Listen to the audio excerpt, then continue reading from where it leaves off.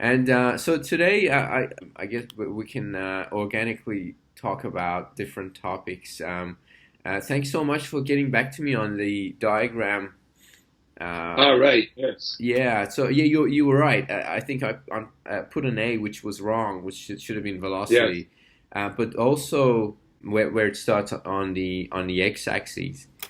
Now I Uh-huh. had mine going in the reverse direction, meaning like everything will be reversed at that point. There's the Big Bang and the Big Crunch, but after the Big Crunch, everything is reversed. Like positrons become negative, electrons become Oh, positive. Yeah, so that was my intention of kind of going to the opposite I direction. see. I Yeah. see. Yeah. I'm not aware of any. I mean, this doesn't mean they don't exist, but I'm not aware of any models of a bouncing universe in which matter gets interchanged with antimatter Mm, when you go through the bounce. mm, Um, so in particular, I'm not aware of a model in which everything changes or reverses. Velocities reverse because the collapse goes into an expansion. mm. The accelerations are need not reverse, but and I'm not aware of any in which like the electrons get interchanged with positrons and protons with antiprotons. Um, what is it that motivates that thought on your part? That's a very good question. um, I think um, it's in my mind I feel that everything is it's there is a balancing act that's taking place in nature. So um, everything being uh, reversed kind of neutralizes what was previously. So I think it's more that kind of I guess it's more of a belief than that's kind of in informing some of these models that there's always something that counterbalances everything else just to maintain a right. yeah and Well, yeah let me and show there's you no a way to prove diagram. that. Sorry. Let me show you a diagram from a particular book. This book is can you see that? Principles of Cosmology and Gravitation Yes, by by Michael Berry. This is an Fleming. old book. This was Uh-huh. published in 1976. Right, yep, So uh-huh. it doesn't know anything about dark energy or accelerated expansion. Hmm. But it does discuss, as you can see from the diagram, oscillating models of the Oh, universe. yes, the bouncing, yes. Yeah, the bouncing universe. Hmm. And so you might want to read an account, not only in this book, I mean, there are other books that discuss oscillating models of the universe. I particularly selected this book because it's aimed at undergraduate students of cosmology and physics. Um, and you might find it interesting to see what people have said about models like that. Now, as far as I can tell, models like that are not very prominent today, not very popular today, Hmm. but they have been discussed seriously in the past, and it might be worth your while to read about them. No, thank you so much. I'll definitely have a look. And I'm intrigued by the chapter you've sent me, so I'd like to go through that sometime. Okay. And so yeah, that's I guess that was the motivation behind me kind of doing it in reverse. And I an oscillation or a sinusoidal wave seems to be quite a foundational component of nature. Right. It's like things oscillate and things kind of. So I thought maybe inherently it might be in everything, including how what we cannot perceive or explain. or the Right. beginning and end of the universe also kind of follows those natural laws.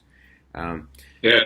I I in my mind I feel like everything must have the components of very fundamental um, or foundational concepts which exists in everything, whether it's living beings or non-living beings.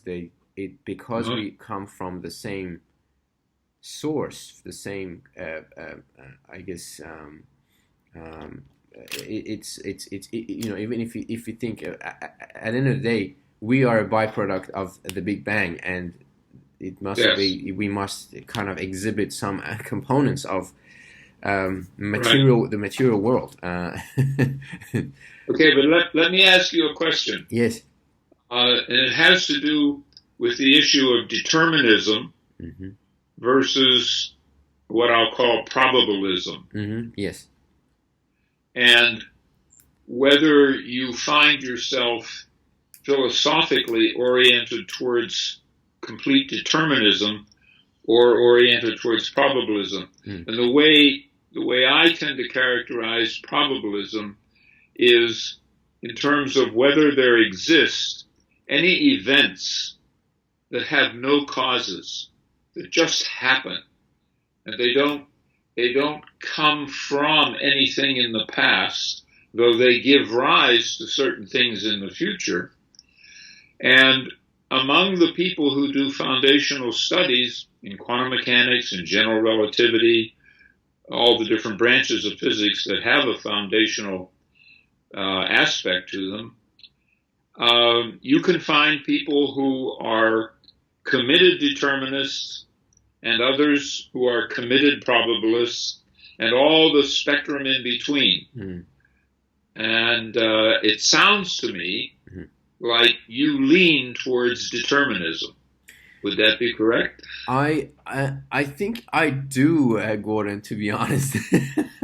But at the same time, I feel like it's coexisting, and this might sound counterintuitive, but the coexistence of determinism and non-determinism because one is the anti of the other, so it must exist, like matter and antimatter. So, and I believe they are coexisting now. Logically, it's very difficult to Uh-huh. conceive that or explain it, but I Yeah. feel like that's the only way we can really explain the nature of Yeah, things. yeah. Well, actually, I'm very sympathetic to that Mm. because while I do regard myself as a champion of probabilism, Mhm.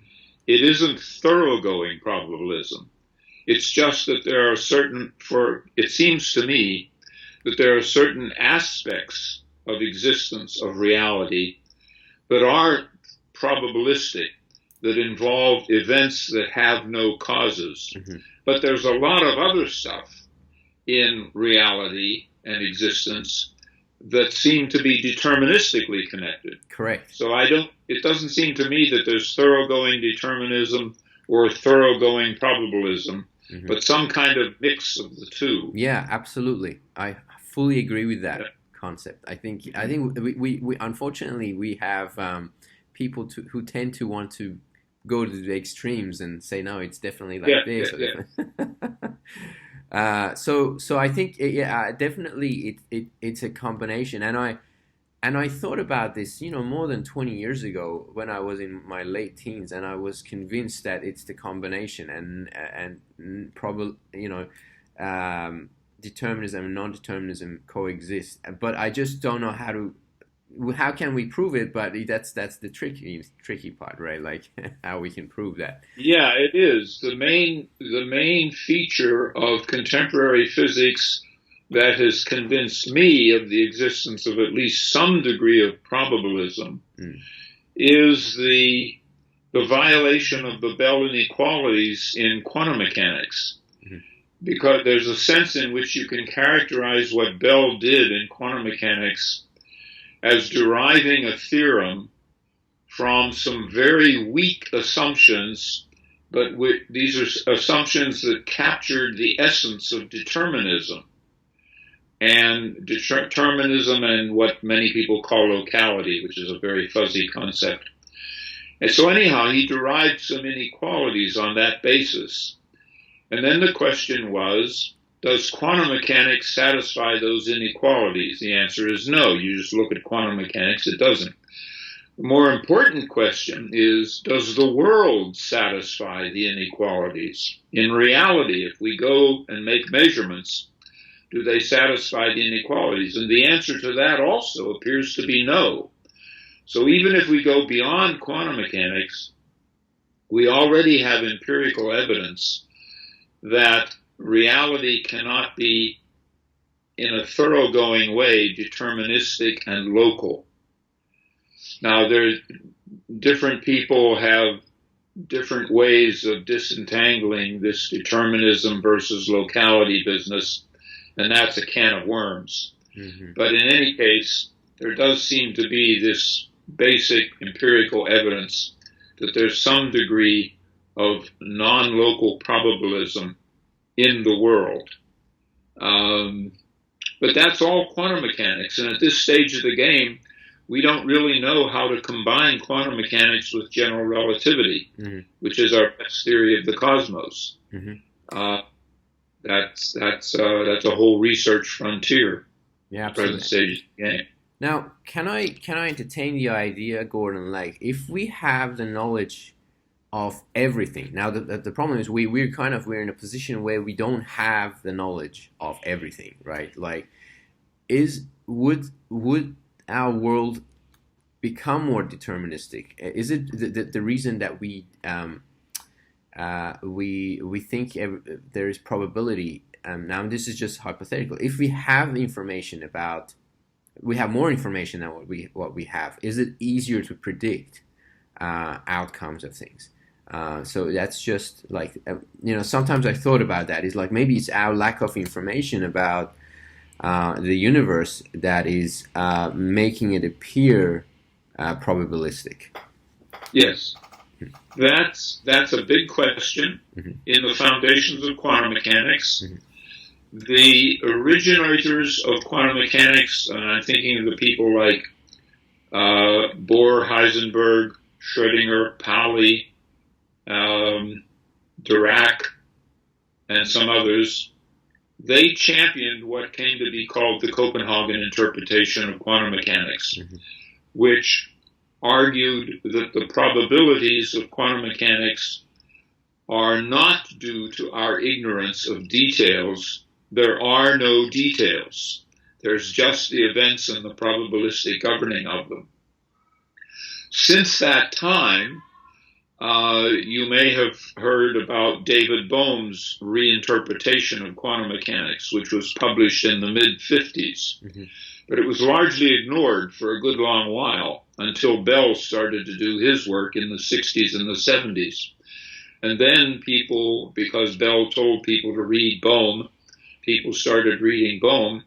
And Bohm presents an interpretation of quantum mechanics which is thoroughgoing determinism, but we don't know the details of what is going on, so the probabilities are all what we call epistemic, due to our ignorance. Yeah, right. Now, there are problems with Bohm's interpretation. Mm-hmm.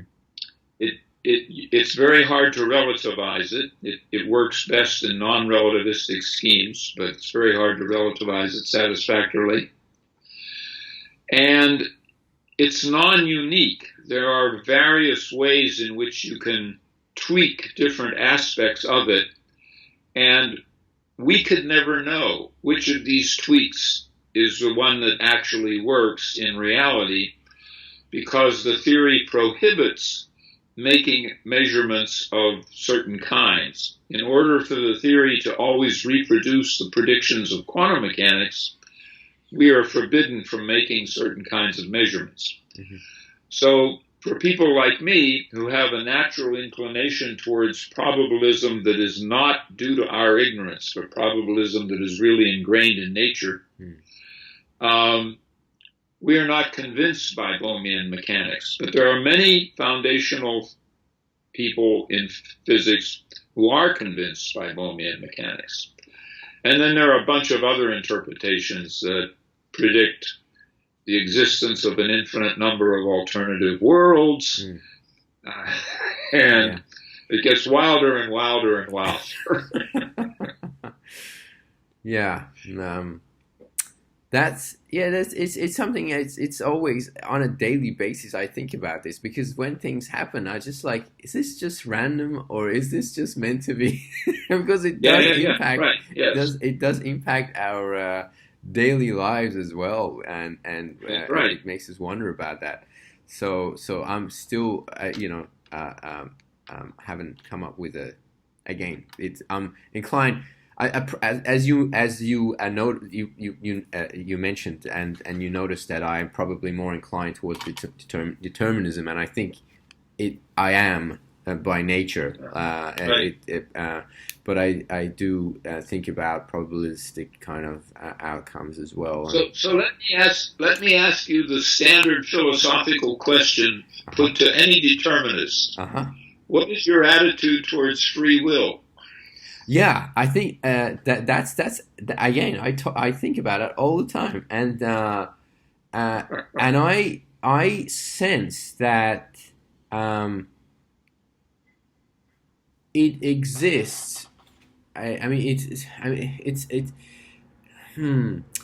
Okay. I'll give you one theory I have is like we feel we are under the impression that we have free will, but it's heavily influenced by so many factors that we might not we're not aware of. Yes. And I think we one of our sessions we talked about how the brain actually makes its decisions long before we are aware of that decision. So that's really intriguing, and I think it at the same time I think there's like while we can influence ourselves like that, and I think that comes down to the nature of consciousness. Like if we have awareness of Yeah. what's how we're being influenced, then we can exercise a certain level of agency about, okay, are we going to make that decision? Are we sure about that? So even if the mind is saying, oh, you want to make it, but if we have heightened awareness, we might be able to exercise agency and free will. So free will is, I think, is coexisting with all these factors that may be influencing our decisions. And the Right. only people who can escape that full determinism are those who have heightened level of consciousness and awareness. So Uh-huh. Right. again, there it could coexist. So there is determinism, but where we can access that level of consciousness or awareness is that's kind of going beyond that causal cause and effect kind of Yes. Yes. paradigm. So I don't know if my Yeah. explanation might make much sense though. Well, it's interesting because on one hand, I tend to be a probabilist who believes in the existence of at least some events that have no causes. And most people would say, well, that certainly opens the door to free will. Mm-hmm. But as a matter of fact, I'm very skeptical of free will Mm-hmm. because of all the things you've mentioned. And it just seems to me that for the most part, what's going on in our brains, even at the tiny levels of individual neurons, seems to me to be taking place at a scale where pretty effective determinism reigns, even though there's probabilism at the quantum mechanical level.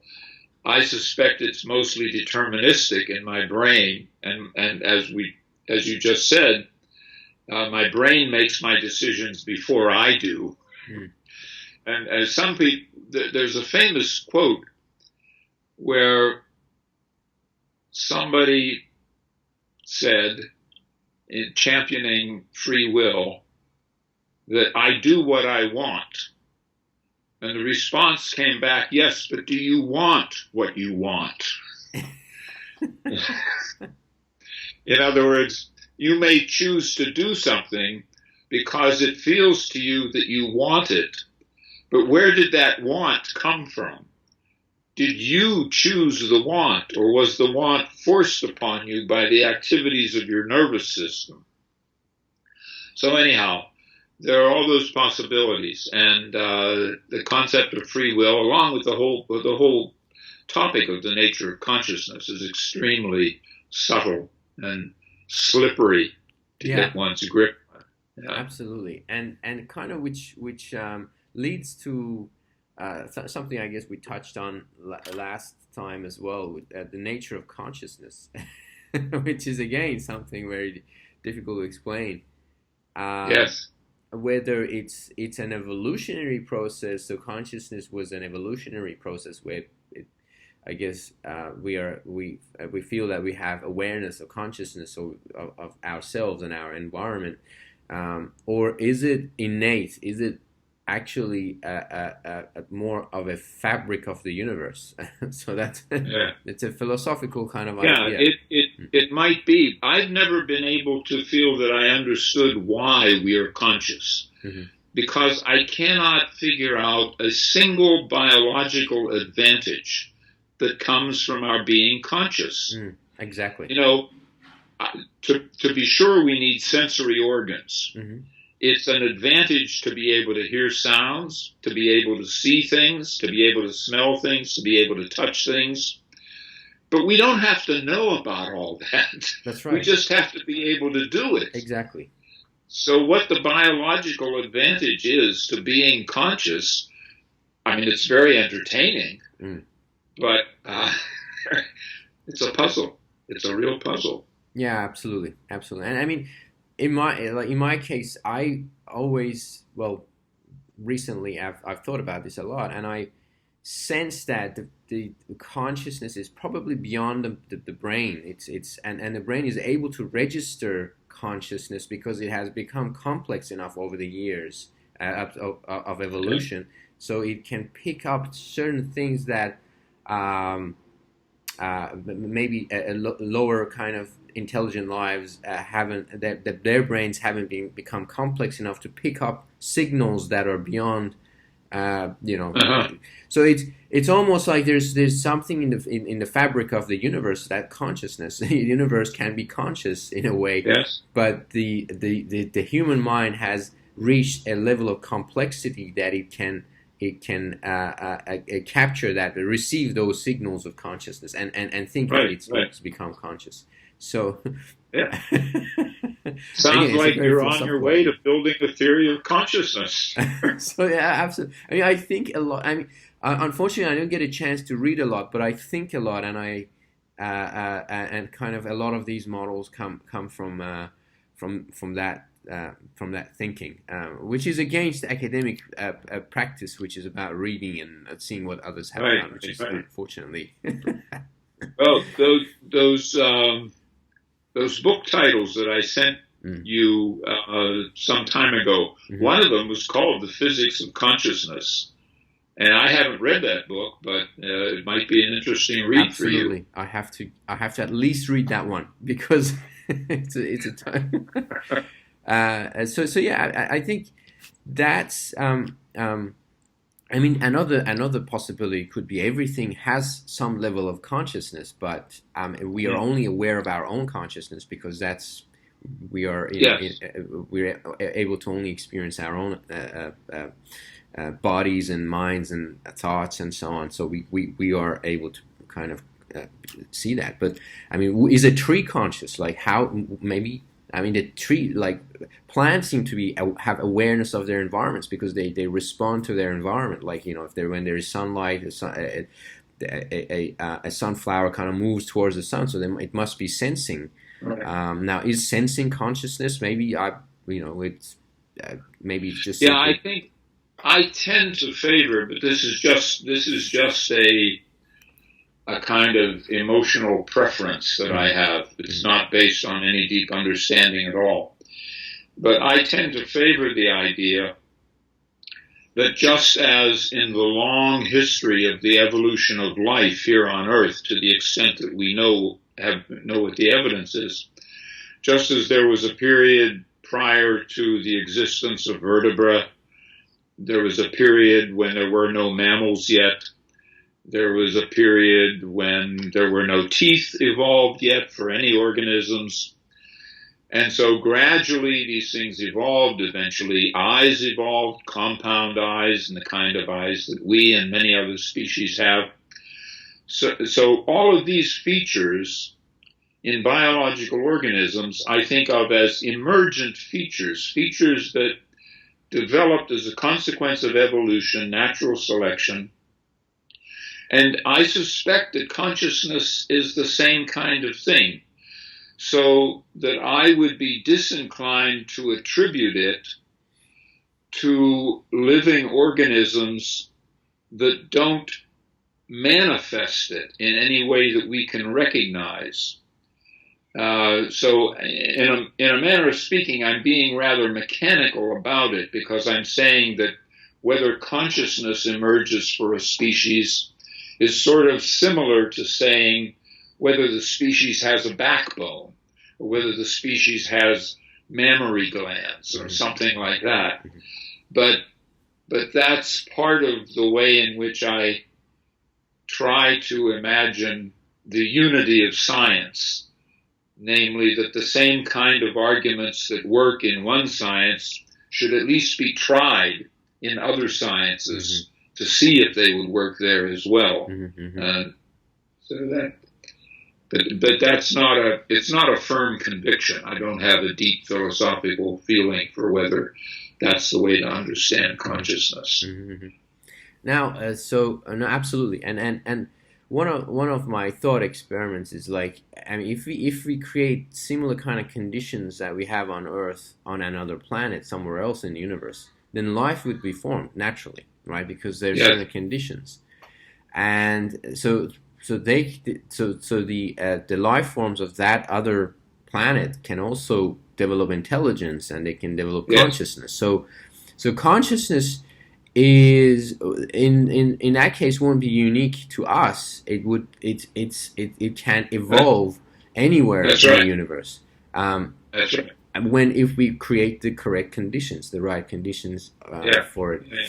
So, and those conditions might all, with the discovery of all the exoplanets, there are probably those conditions suitable for life on many exoplanets. And astronomers now think that there are at least a few places in the solar system, the distant solar system, where conditions may well be ripe for life. There's a large ocean under the surface of the satellite Enceladus, I think. It's a satellite of either Saturn or Jupiter, I don't remember which. And it's kept warm, notwithstanding its distance from the sun, by gravitational stresses orbiting Jupiter or Saturn, whichever it is. And we believe it to be a water ocean under the surface. And why might not life develop in such circumstances? Wouldn't have much sunlight, but it would have heat and some forms of oxygen, so it may well be. But probably not sentient, what we like to call intelligent life. Though, as some humorists have said, it's not clear intelligent life exists here. Oh, yes. So it's interesting because, going back to the concept of consciousness, and you mentioned, and I 100% agree with you, that there is no biological advantage of having consciousness. So why is it there, and why do we question our existence, and why do we have it's something which I guess, we are not the first to be talking about this, and it's been puzzling many philosophers and physicists and just humans for a while now. So what do you think about? One of the things we do, and I do with my students, is it would be practice what mindfulness. I'm not sure if you've heard of the term. It's it's basically becoming aware, just sitting and paying attention to all the sensations of our body or our breath, and so becoming pure awareness or pure consciousness. So we even become aware of thoughts. So we're not part of thoughts. We can and that's kind of that practice. I mean, it has certain advantages. Is kind of for me, and I've been practicing meditation for about 20 years, and it helps me kind of observe the nature of reality more clearly Yeah, because yes, it's yeah, I'm distancing right, myself from yeah, thoughts, feelings, sensations, and just observing it without judgment. And it's not whether it's good or bad or whatever. It's just pure awareness. And right, so and again, it's I think it's a good way to just be able to uh, uh, uh, develop just pure consciousness. Because even when we're thinking about existence, there's a thought. So just going beyond the thought itself and just observing those thoughts that are arising and passing is quite profound. And it's still kind of it's mind-boggling how this came about because it yeah, has no yeah, evolutionary advantage. right. And while I don't practice meditation as consistently as I suspect you do, Mm. there have been periods in my life when I have spent a good bit of time doing meditative exercises, and I still do it from time to time. Mhm. And what I have found, among other things, is that there are certain, I think, beneficial physiological consequences of slipping into a meditative state of mind.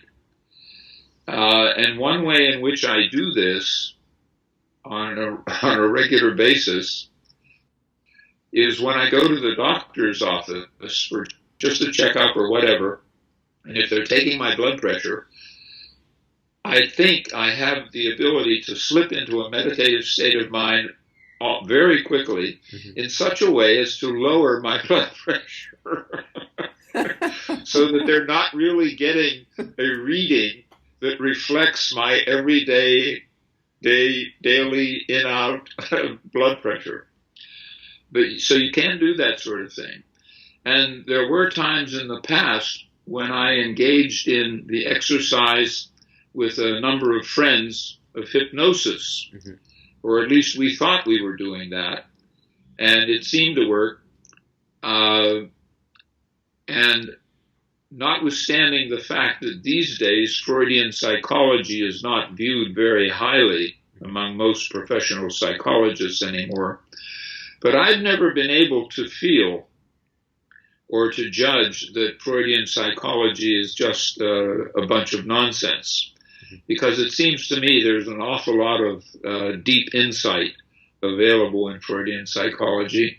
And it has to do in part with the connection between consciousness and hypnosis and dreams and dream interpretation and all that sort of thing.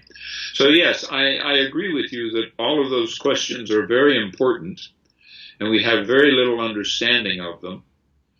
And it's anybody's guess, I would think, as to where deeper understanding is to be found. Yeah, so we'll keep searching, Gordon. Yes, indeed. um, Indeed. And an interesting question for me mhm. is, where does mathematics fit into all of this? It is the case that biological science is becoming more and more mathematical with every passing day. Mhm. But whether or not that the increasing importance of mathematical analysis and mathematical models might ever enter into the study of consciousness, it might come with information theory. It might come with computer science. There might be established some connection between consciousness and computability, so on and so forth. And that would be fascinating. But it's not at all clear that that'll happen.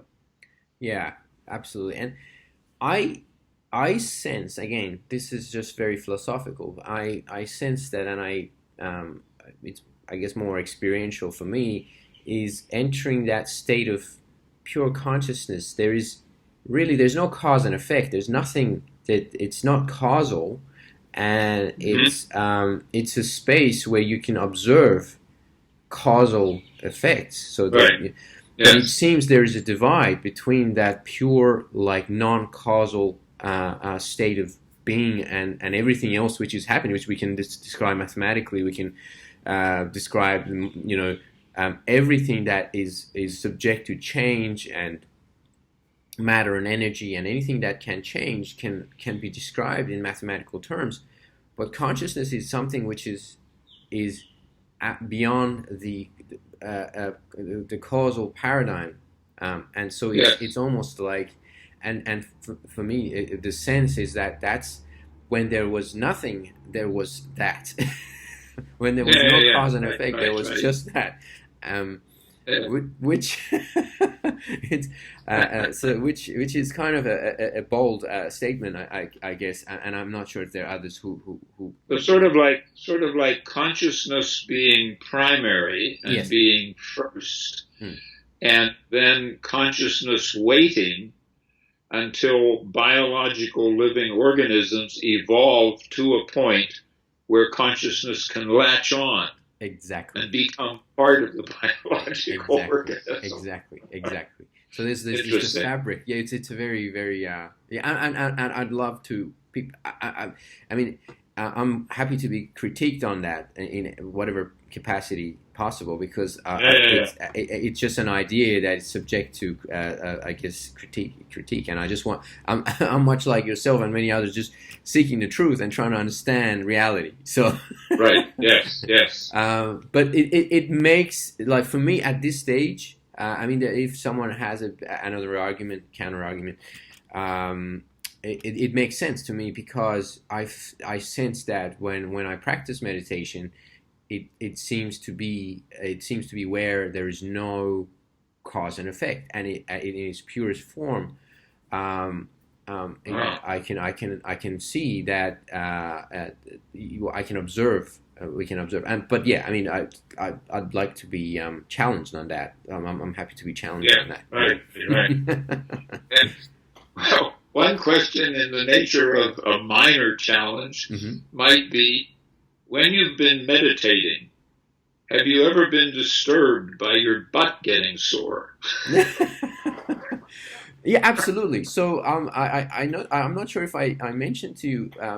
So I did a 10-day meditation retreat a few months ago, and we had to Huh? wake up every morning at 4 o'clock, and we were in the meditation hall, sitting on the ground for hours on end, and Wow. there was a lot of pain, especially in my knees, and Yeah, yeah. so I'm not used to sitting either cross-legged or any position on the ground. So there was an intense amount of pain.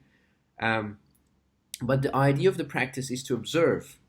observe the pain, observe the sensations that you're experiencing, whether they're pleasant or unpleasant.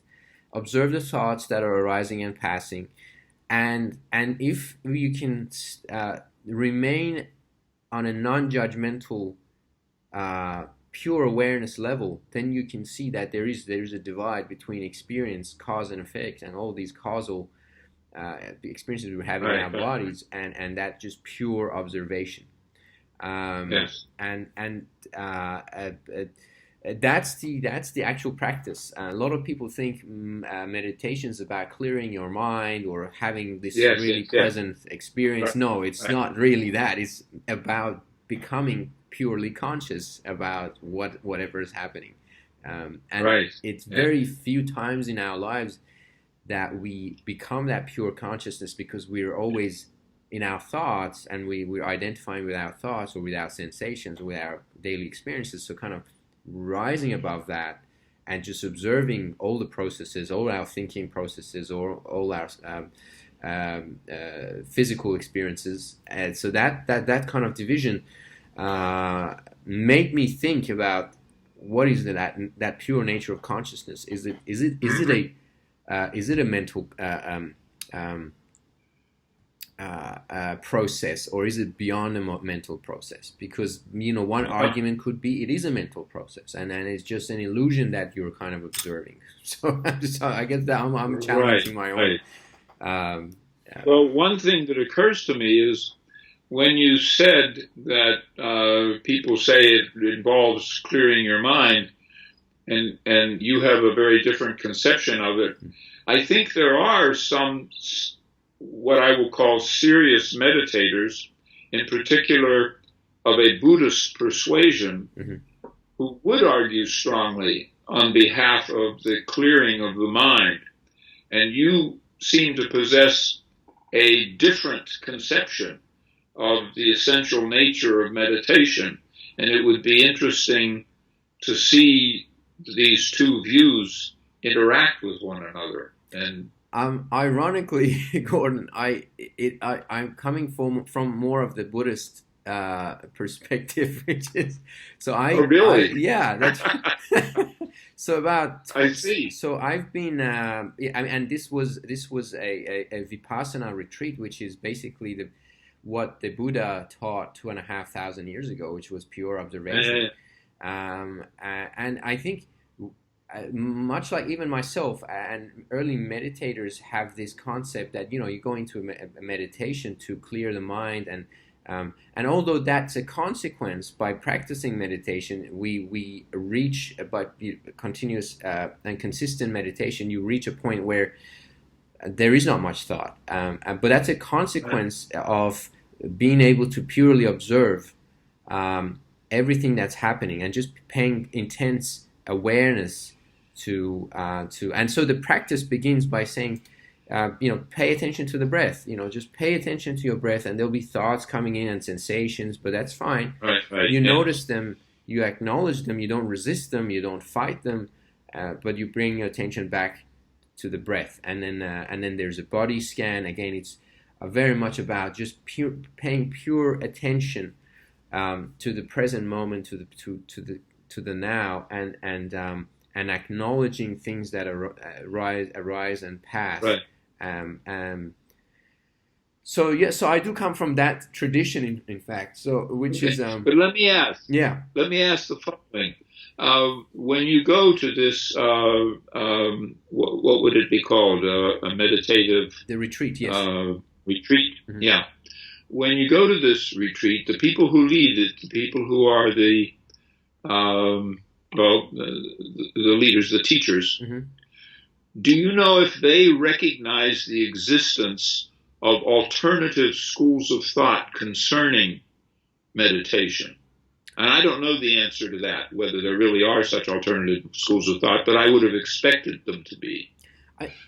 There certainly is. I think they certainly, and I agree with you that there are schools of meditation which primarily focus on clearing the mind and having no thoughts. I'm not sure how successful they are in terms of achieving that. Right. I do know for a fact that meditators, like skilled meditators, are able to have no thoughts or very little thoughts. So I think certainly the byproduct of meditation is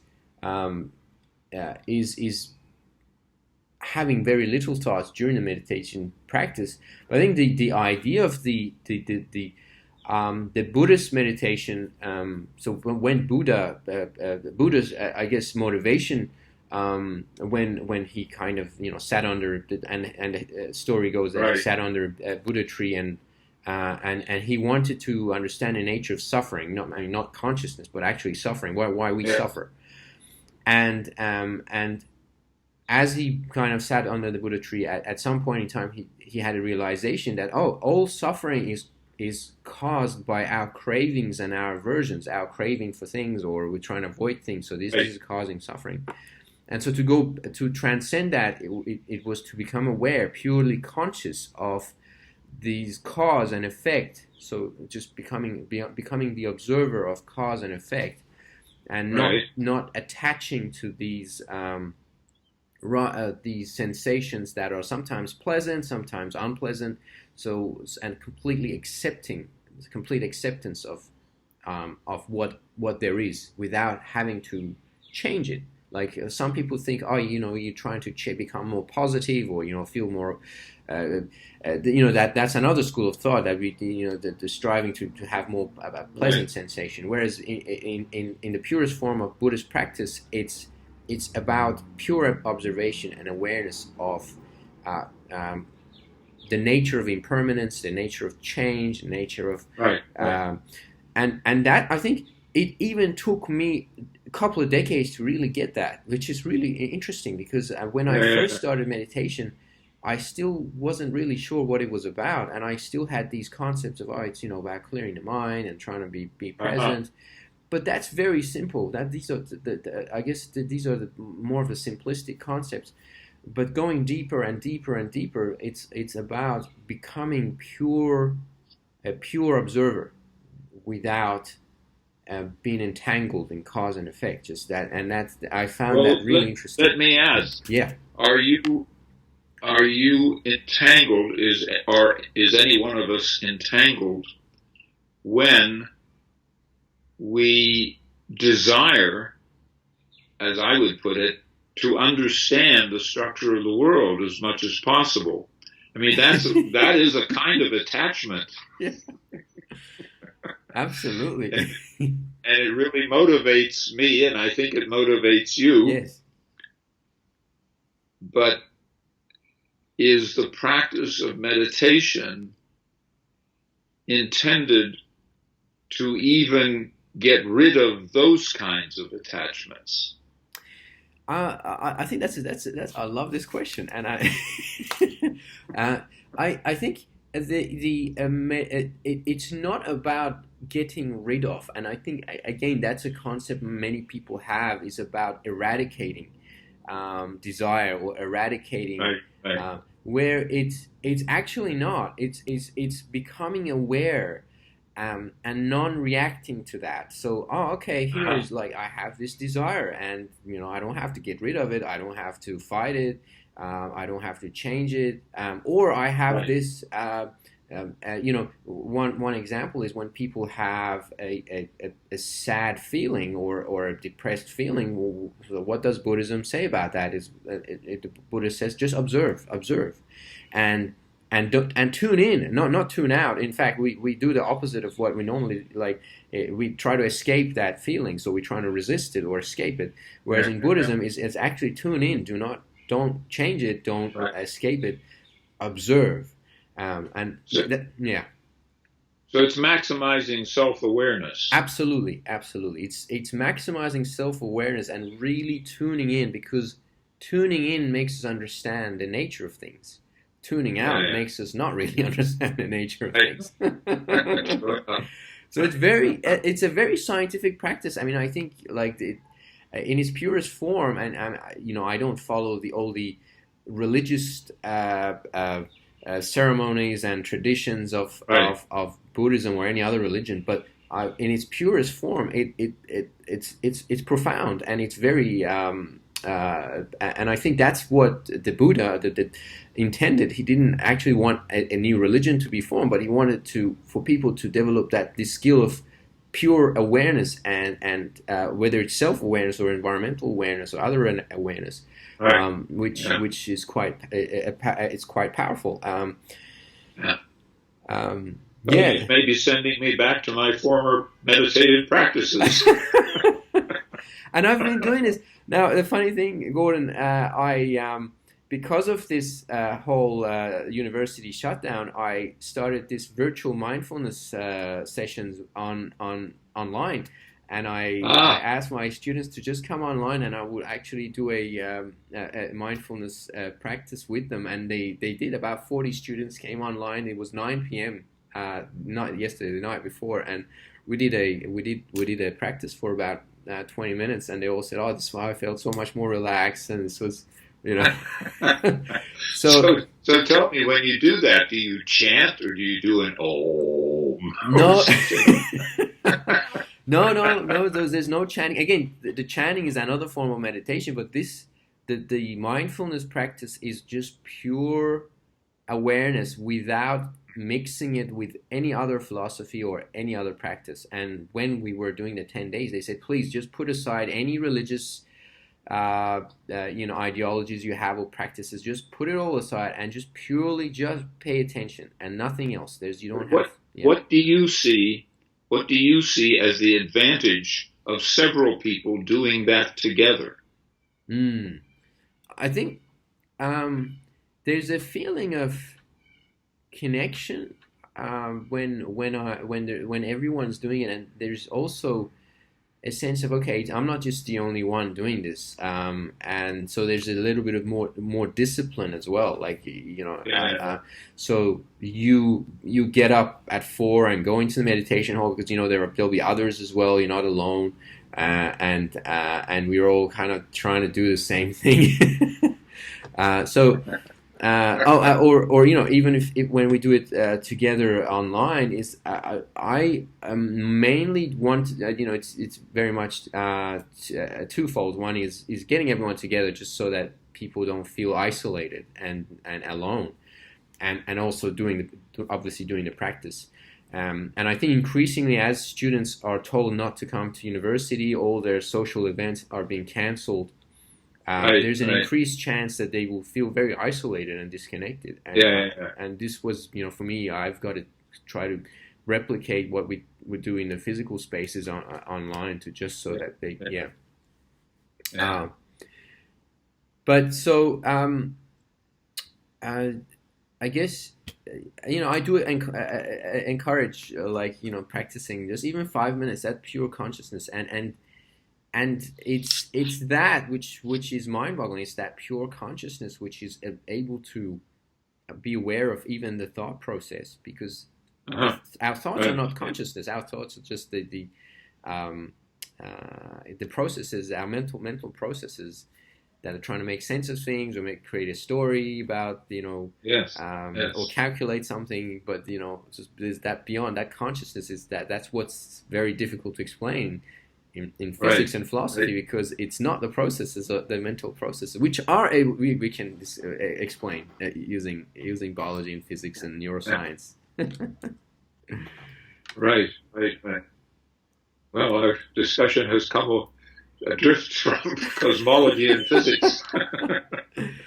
But there is, however, a theory being championed by a medical professional named Hameroff, and the famous physicist Roger Penrose, who championed the idea that when we have the conscious experience of suddenly understanding something or suddenly grasping a thought for the first time, sometimes called an aha moment, that what produces that physiologically in the brain is a process called quantum state reduction that takes place in the individual microtubules in the individual neurons.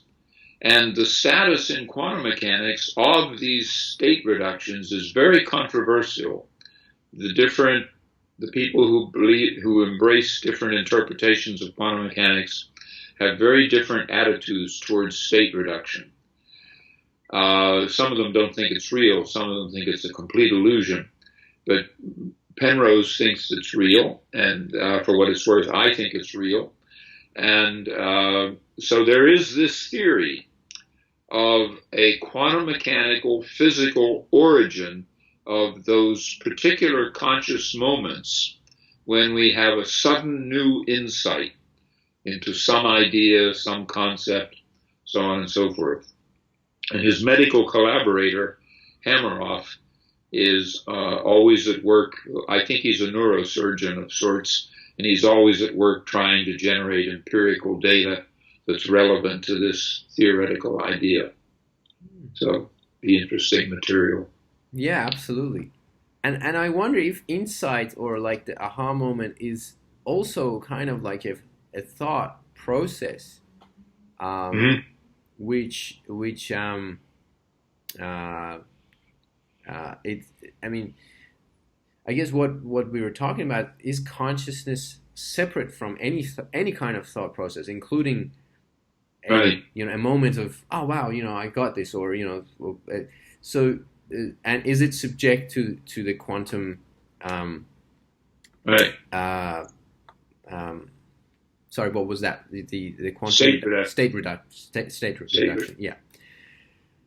So yeah, I mean, it raises the question, when the artificial intelligence people keep foisting upon us more and more sophisticated robots of artificial intelligence, at what point will it become natural for us to attribute consciousness to them?